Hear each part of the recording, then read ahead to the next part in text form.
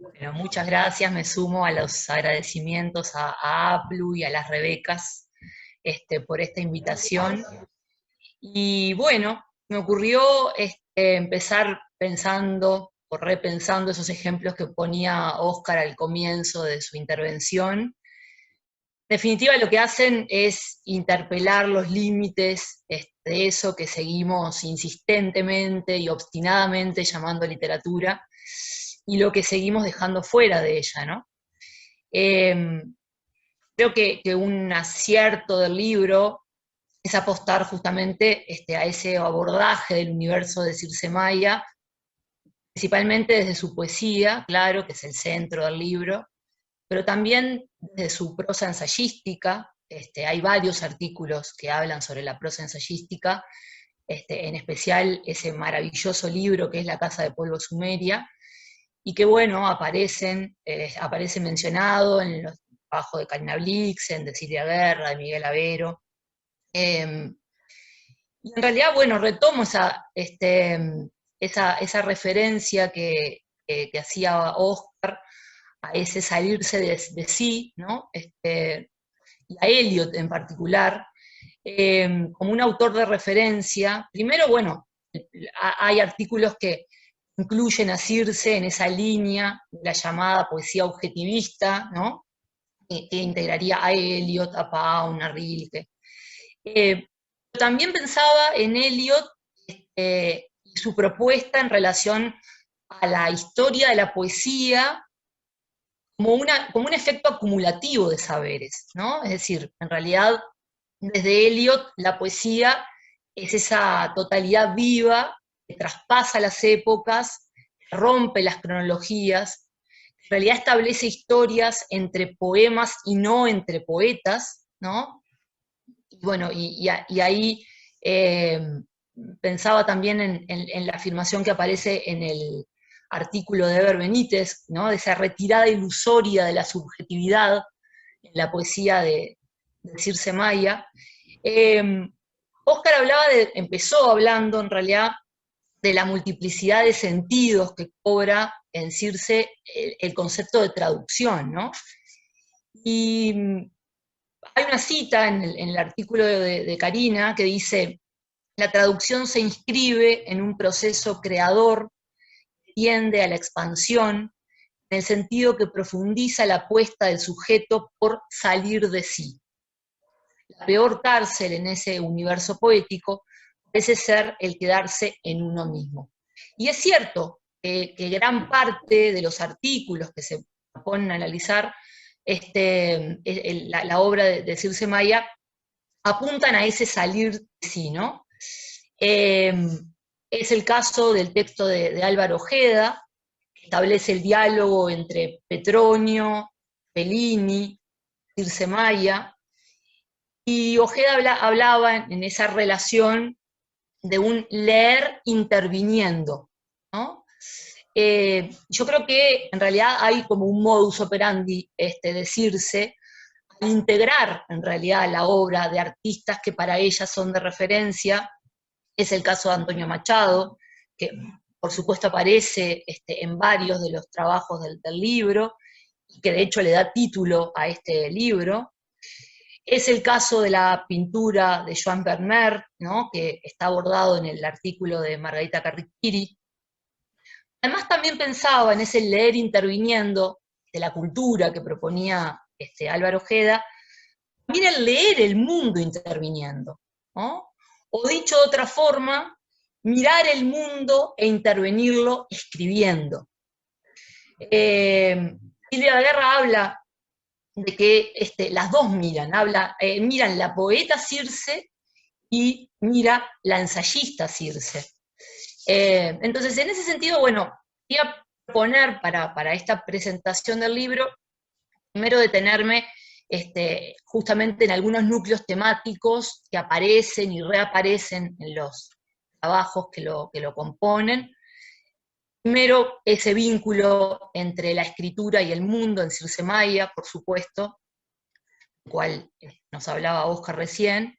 En realidad propone el diálogo entre distintos artículos de ese libro, sus matices de lectura, ¿no? En realidad, bueno, por supuesto que el fenómeno creativo no pretende agotarse en ninguno de ellos, pero apuntando a esa relación entre escritura y mundo, bueno, pensaba en el texto de Benítez, de una propuesta de lectura fenomenológica, ¿no?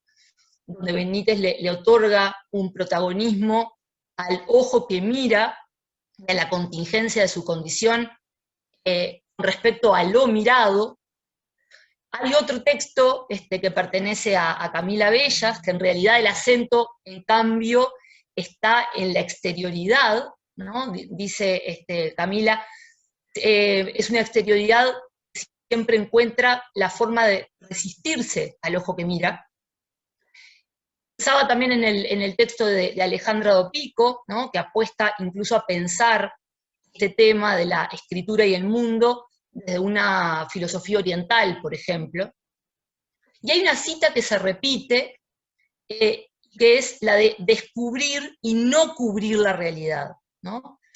En ese sentido, bueno, el artículo de María del Carmen creo que es el que ataca de lleno el problema de la referencialidad en la obra de Circe. Y estos versos están sacados del poema Cambios, dicen, de la voz algún eco, palabra no enfriada todavía, en realidad me llevaron a una distinción que el crítico, el teórico, Roland Barthes propone en un texto que es de la década del 70, que se llama Escritores intelectuales profesores. En realidad establece esta distinción. Creo que puedes aportar algo a estas lecturas del libro. Por un lado, dice Barthes, está la palabra del profesor, ¿no? En su oralidad logra mantener el olor de quien la emite, ¿no? En otras palabras, esa palabra en realidad que logra perdurar, hacer perdurar las circunstancias del acto de habla, ¿no? En las que se emiten. Y por otro lado está la escritura. Barthes piensa para el crítico, pero en realidad lo amplío, ¿no? el concepto, en la que, bueno, el autor ha muerto, como diría Barthes, y acá mis estudiantes se van a estar riendo, pues pero lo mismo, y que en realidad es una escritura en la que ya no hay olor que pueda recuperarse de esa escritura. Entonces, se me ocurría, leyendo estos artículos del libro, ese regreso a la cita descubrir, no cubrir la realidad. En realidad toda la poesía de Circe es la búsqueda, en su logro y en su fracaso simultáneo, que los olores del mundo no se pierdan en la poesía, ¿no? Sabiendo a la vez que es escritura y no oralidad. Hay una recurrencia también en el libro a la palabra puente, es decir, al deber de la palabra destinada a un otro. Varias lecturas de los trabajos, yo las leí en clave bakhtiniana, en realidad. Me parece que hay muchas lecturas bakhtinianas, aunque Bakhtin no aparezca citado en ninguno de los artículos, así que bueno, desde ya pido disculpas, quizás la sobreinterpretación,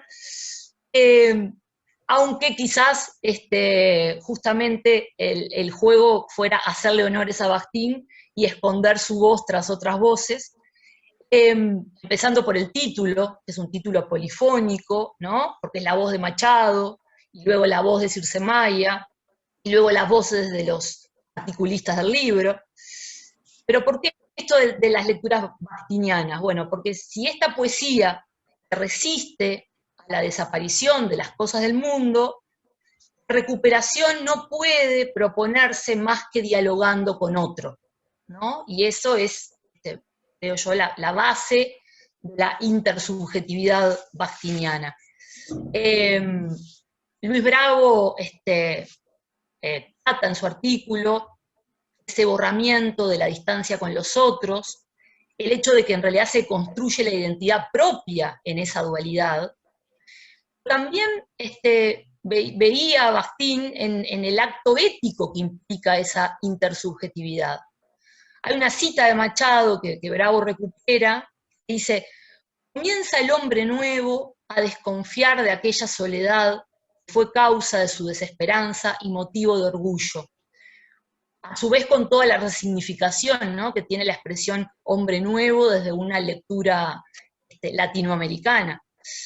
E incluso, ya rompiendo todos los límites, pensaba incluso hasta en un Bakhtin siglo XXI, que en realidad el artículo de Bravo habla de esa alteridad que en realidad no es unidireccional, sino que hay una poética de la biosfera también en la poesía de Circe Maya, supone en realidad incluso hasta otro nivel de ajenidad, que va más allá de los demás seres humanos, y que tiene que ver justamente con entender lo humano como una especie más en el vasto universo de seres vivos que pueblan la poesía de Circe Maya. Acá quiero ir como al segundo y último aspecto de la intervención, tiene que ver con los aportes de este libro como libro de crítica literaria, ¿no? Como libro de crítica literaria sobre el estudio de la obra de una autora como Circe Maya. En realidad estamos frente a un libro de crítica literaria que acompaña, hoy día, la mayéutica de la clase de literatura. Hay una inclusión grande de textos de Circe Maya que se van leyendo junto con los artículos. Eso me pareció un gran acierto, en realidad, de los editores. No solamente los artículos que se centran en poemas específicos, sino incluso aquellos que engloban, digamos, un aspecto más general de su obra. Y en ese sentido, bueno, la APLU, nuestra APLU, se transforma en ese espacio de encuentro, de defensa, de reivindicación, de acompañamiento, tanto de nuestros saberes como de nuestras prácticas en el aula. Por supuesto que también encuentro entre colegas, a su vez, proponen distintas trayectorias académicas, lo cual también creo que es un logro de este libro. En relación a la crítica literaria, también pensaba en la función de la crítica, ¿no? Es decir, la función de acompañar el goce estético que provoca la lectura de una obra. En realidad posee un importante y afectuoso público lector. Hay una introducción exhaustiva de María del Carmen y de Néstor Sanguinetti, que da cuenta de muchos aspectos, entre ellos el hecho de que la obra poética de Circe agotó 3 ediciones en 2007, 2010 y 2015, ¿no? Y por lo tanto estamos hablando digamos, de una autora con un público lector importante, afectuoso, y además se hace presente en su voz autoral en los distintos artículos, ¿no? Hay una recurrencia también reiterada a las entrevistas, por ejemplo, que dio Circe, la incorporación de su voz más allá incluso de la poesía y los ensayos. O sea que hay un peso ahí de la función autor, diría Foucault, en quienes escribieron los artículos de este libro. Este libro además honra el trabajo acumulativo de la crítica literaria, ¿no? A ver, mientras el discurso teórico propone sistematizar, generalizar, conceptualizar, ponerse como una nueva respuesta frente a otras teorías, acá la crítica siempre insubordina los esquemas dados, siempre se propone relativa, incompleta, selectiva, particular, ¿no? Igual que los poemas de Circe, según su autora, se van apoyando, ¿no?, unos en los otros. Y en ese sentido, las secciones en las que fue dividido este libro, las secciones temáticas, que van en el vínculo de la poesía y la filosofía, el problema de la traducción, el tema de la memoria, el del tiempo, etc., En realidad podrían haberse intercambiado los artículos entre sí, o sea, hay una hermandad grande entre ellos, más allá de esa división en secciones temáticas. Este libro, además, me lleva a retomar la distinción entre lo que es la experiencia de la lectura y la experiencia de la crítica, ¿no? Creo que en ese sentido el texto, por el final del libro, de Miguel Avero, se centra en eso, ¿no? En tensionar lectura y escritura. También aparece en el texto de Tatiana Oroño, los dos bellísimos. Bueno, y la crítica va más allá de la lectura, ¿no? La lectura deja intacta la palabra de la propia obra, ¿no? En cambio, la crítica se sumerge en ese deseo de elaborar una escritura propia, ¿no? Por parte del crítico, ese segundo lenguaje del cual se ha hablado, en realidad sin perder el diálogo con la poesía, con la obra de Circe, a su vez tiene su valor propio, tiene su identidad propia. Finalmente este libro, creo yo, de crítica literaria, es una apuesta, por un lado, a la intersubjetividad, ¿no? Obviamente se ahonda entre los estudios literarios y la filosofía, entre los estudios literarios y el psicoanálisis, como ocurre en el artículo de Quilina Beljasik, e incluso en enfoques más nuevos, como son los estudios de la ecocrítica, el poshumanismo, que aparecen en el texto de Brau, y que me parece, por ejemplo, que es una línea crítica no demasiado transitada en el Uruguay. Bueno, y propongo cerrar, para no aburrirlos, con ese propósito inicial que planteaba Oscar de dilucidar, ¿no?, la diferencia entre aquellas dos traducciones, la de él y la de Circe, y recurro al texto de Ida Vitale. El lenguaje de Circe es el de todos los momentos, ¿no? Y en todo caso, la desautomatización, y esto no lo dice lo digo yo, la desautomatización proviene de esa mirada reflexiva, de esa cotidianeidad, ¿no? Y en ese sentido, bueno, aplaudo esta línea de poetas filósofas que señala en su artículo Néstor Sanguinetti, apoyado a su vez en los trabajos de Elena Romiti. En realidad integra a Circe Maya, a María Eugenia Boferreira, a Sara de Ibáñez, a tantas otras, que son voces de mujeres, se apropian de la filosofía, del pensamiento racional, refutan, por lo tanto, esa idea de que la razón es cosa de hombres, ¿no? Bueno, muchas gracias.